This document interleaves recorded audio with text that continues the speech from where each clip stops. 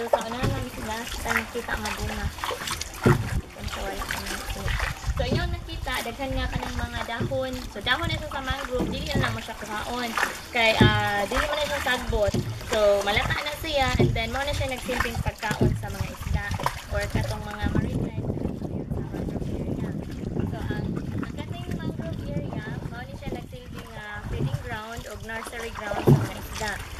Gikan sa open sea, mo na sila sa mangrove area just to lay their eggs. Kay safe man ang ilahang ka ng mga similya.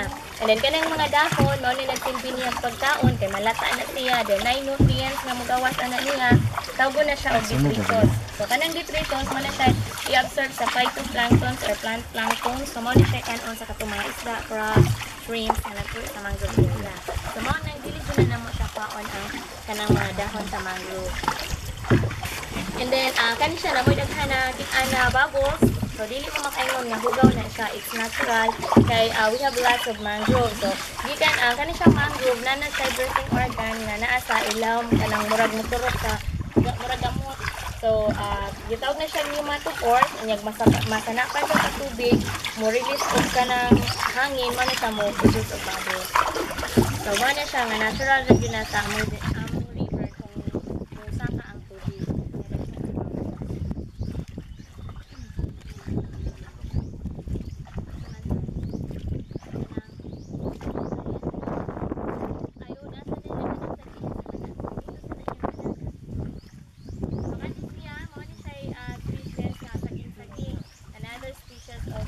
Mangrove or Ichthyorus corniculatum, saging-saging.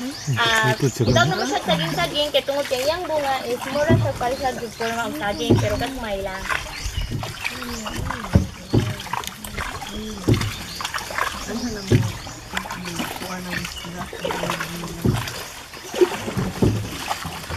So kani siyang